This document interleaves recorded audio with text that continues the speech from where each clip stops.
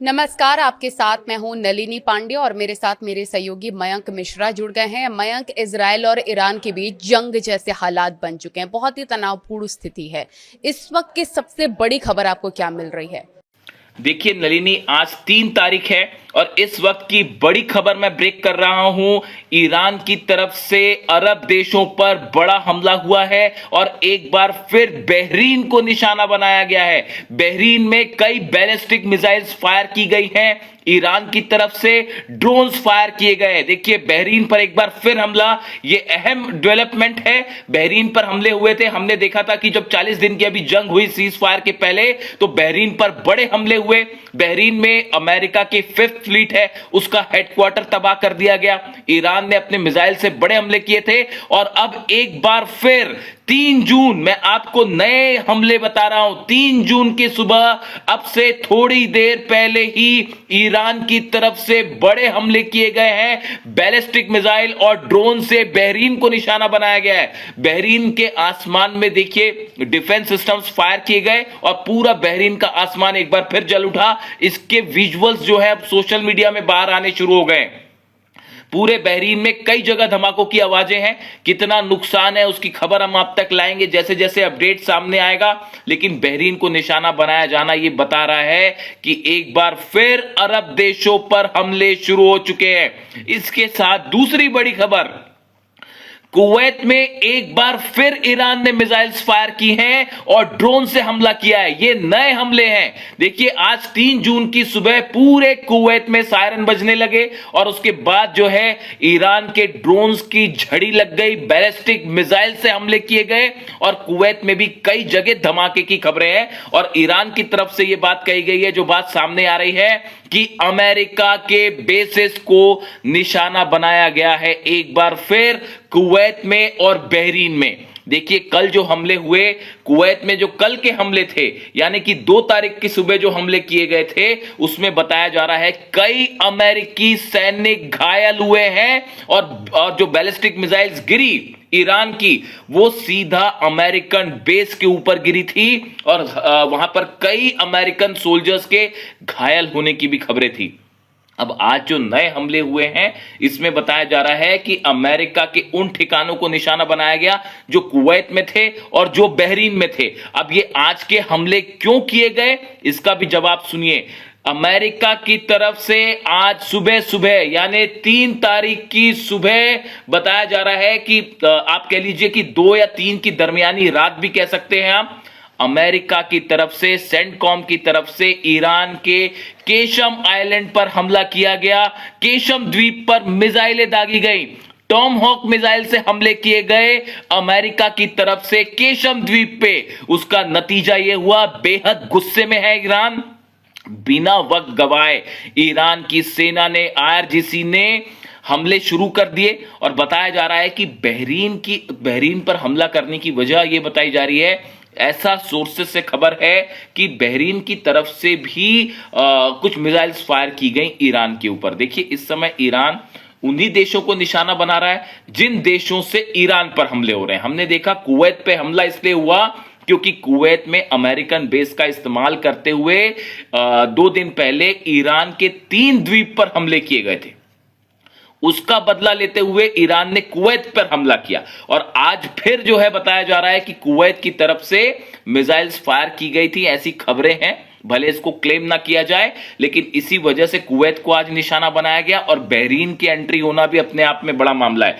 Bahrain पर missiles fire की गई क्योंकि ऐसा मानना है कि बहरीन की तरफ से भी हो सकता है कि ईरान को टारगेट किया गया, खासकर केशम आइलैंड पर। देखिए केशम आइलैंड वो जगह है, मैं बार बार बता रहा हूं आपको, केशम आइलैंड के लिए इतना जंग क्यों है, अमेरिका बार बार केशम आइलैंड पर हमले क्यों कर रहा है। केशम आइलैंड एंट्री पॉइंट है हॉर्मूज का। अगर केशम आइलैंड पर कब्जा हो जाता है, जिसका कब्जा है उसका पूरे हॉर्मूज में कब्जा है। केशम आइलैंड के जरिए आप यह तय करते हैं कि हॉर्मूज से कौन से जहाज एंटर करेंगे और कौन से जहाज बाहर निकलेंगे। और ईरान का सबसे बड़ा गढ़ है, होल्ड है केशम आइलैंड। यहां पर मिसाइल्स तैनात हैं, यहां पर ड्रोन्स तैनात हैं, यहां पे बड़ी संख्या में आईआरजीसी के सैनिक हैं, आईआरजीसी के यहां पर जहाज हैं जो पूरे हॉर्मूज को कंट्रोल करते हैं। यहां से ही ये तय होता है कि कौन से देश का जहाज हॉर्मुज से निकलेगा या नहीं निकलेगा। यही वजह है कि बार बार अमेरिका की तरफ से निशाना बनाया जा रहा है केशम आइलैंड को, जो ये संदेह खड़े करता है कि क्या धोखे से अमेरिका ग्राउंड ऑपरेशन करना चाहता है ईरान में, क्या धोखे से अमेरिकन सैनिक जो है वो केशम आइलैंड पर उतरना चाहते हैं और यहां पर कार्रवाई करना चाहते हैं। देखिए, इसकी जो सेंटकॉम की तरफ से बयान आया है, अमेरिका का सेना का वो मुख्यालय, वो यूनिट जो कि ईरान में ऑपरेशन देखती है, सेंटकॉम की तरफ से बयान आया है कि हमने सेल्फ डिफेंस में ये हमले किए, इस तरह के बयान आए हैं। लेकिन सब समझ रहे हैं, इस समय तमाम एक्सपर्ट्स की ये राय है कि जिस तरह से सर्विलांस हो रहा है ईरान का, लगातार जासूसी ड्रोन अंदर घुस रहे हैं, लगातार आइलैंड्स पर हमले हो रहे हैं, क्या ये किसी बड़े ग्राउंड ऑपरेशन के पहले की तैयारी है? और ये बात ईरान अच्छी तरह से समझता है और इसके लिए इसका जवाब देखिए, ईरान पर जैसे ही हमला हो रहा है ईरान तुरंत उसका जवाब दे देता है। और एक बार फिर आज यही हुआ, जो खबरें आई। देखिए, इसके पहले का एक बड़ा डेवलपमेंट और है।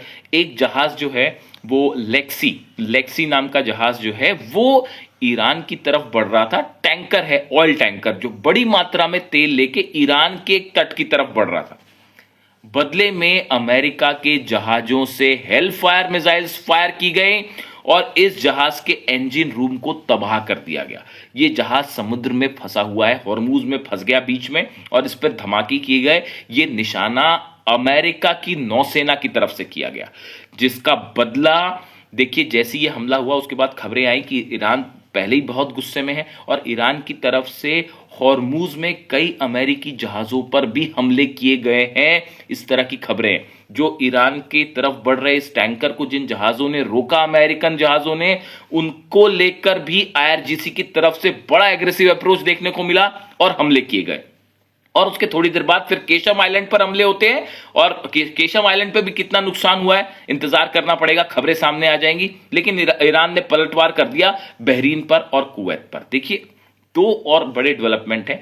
मार्को रूबियो, अमेरिका के विदेश मंत्री का बयान सामने आया है। उन्होंने ये कहा है कि हॉर्मुज खोलने के बदले हम ईरान से सैंक्शंस नहीं हटाएंगे। देखिए, ये बड़ी बात है कि ईरान की तरफ से ये कहा गया कि पहले आप अपना ब्लॉकेड हटाइए और यहां से बाहर निकलिए, उसके ऊपर बाद हमारे ऊपर जितने सैंक्शंस लगे हैं, जितने प्रतिबंध लगे हैं, वो हटाए जाएं, बदले में हॉर्मुज खोला जाएगा। इस तरह की बातें निगोशिएशंस में सामने आई। लेकिन अब मार्को रूबियो ये कह रहे हैं, अमेरिका के विदेश मंत्री, कि हॉर्मुज खोलने के बदले हम सैंक्शंस नहीं हटाएंगे, आपको अपना यूरेनियम सौंपना पड़ेगा, यूरेनियम देना पड़ेगा। जब आप यूरेनियम दोगे तब हम जो है सैंक्शन हटाएंगे। यानी इस तमाम दिनों की जो बातचीत हुई, जो पाकिस्तान के जरिए हुई, जो अरब देशों के जरिए हुई, इसका कोई नतीजा नहीं है। आप घूम फिर कर वहीं आके खड़े हो जाते हैं जहां से बातचीत शुरू हुई। इसीलिए मैं आपको बार बार कहता हूं कि ईरान और अमेरिका के बीच बातचीत का कोई नतीजा नहीं होगा। इसीलिए अली खामेनेई साहब बार बार इस बात को कहते थे कि अमेरिका के साथ बातचीत का कोई नतीजा नहीं होगा। अली खामेनेई साहब, देखिए, उनका फ्यूनरल होने वाला है जल्दी ही ईरान में, और 3 दिन का फ्यूनरल होगा।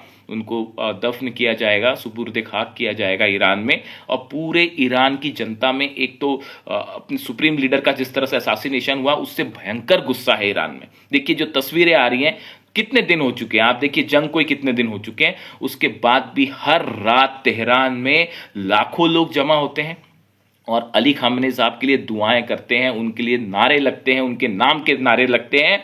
ऐसी मोहब्बत अपने देश के किसी नेता के लिए शायद आपको पूरी दुनिया में कहीं देखने को नहीं मिले। आप देखिए, जो तस्वीरें आती हैं, मैं रोज रात को तस्वीरें फॉलो करता हूं और आज भी सुबह सुबह मैं 4 बजे से उठ के इस खबर को फॉलो कर रहा था कि बहरीन और कुवैत पे जिस तरह से हमले हुए, इसी दौरान रोज ये तस्वीरें देखने को मिलती हैं। पूरे ईरान में, तेहरान में नारे रखते हैं अली खामेनेई साहब के लिए। उनका फ्यूनरल होने वाला है। देखिए, मैंने बीच में जिक्र किया उनकी तरफ से हमेशा ये बात कही गई थी कि अमेरिका पर विश्वास नहीं किया जा सकता। इजराइल पे तो विश्वास का सवाल ही नहीं है और वही बात एक बार फिर साबित हो रही है सही। और दूसरी तरफ देखिए जो खबरें हैं कि इजराइल में जो है इजराइल को भी लगातार हिजबुल्लाह की तरफ से हमले हो रहे हैं। पूरे इजराइल में कई जगह जो है वो सायरन बज रहे हैं। इस तरह की खबरें इजराइल से आ रही। तो इस वक्त का जो बड़ा अपडेट नलिनी वो यही है कि बहरीन और कुवैत पे बड़े हमले हुए हैं ईरान की तरफ से। आपको क्या लगता है कि ट्रंप और नेतन्याहू के बीच जो बहस की खबरें हैं वो सिर्फ और सिर्फ पब्लिसिटी स्टंट है? देखिए नलिनी, जो सवाल आपने पूछा कि डोनाल्ड ट्रंप और नेतन्याहू के बीच लड़ाई हो गई, आप एक बात बताइए मेरे को इस बात, कल तमाम दुनिया में भर में खबरें थी अखबारों में, न्यूज साइट्स में कि ट्रंप और नेतन्याहू आपस में भिड़ गए। देखिए ये खबरें, इस तरह की जो खबरें आती हैं ये एक प्रोपोगेंडा ज्यादा होता है, पब्लिसिटी स्टंट होता है। आप ये बताइए कि अमेरिका के राष्ट्रपति की इजराइल के प्रधानमंत्री से बात होती है तो ये बात लीक कैसे हो सकती है, ये बात मीडिया में सामने कैसे आ सकती है? देखिए तमाम एक्सपर्ट्स का ये मानना है और मैं व्यक्तिगत रूप से इस बात को मानता हूं, डोनाल्ड ट्रंप और नेतन्याहू का रुख एक ही है।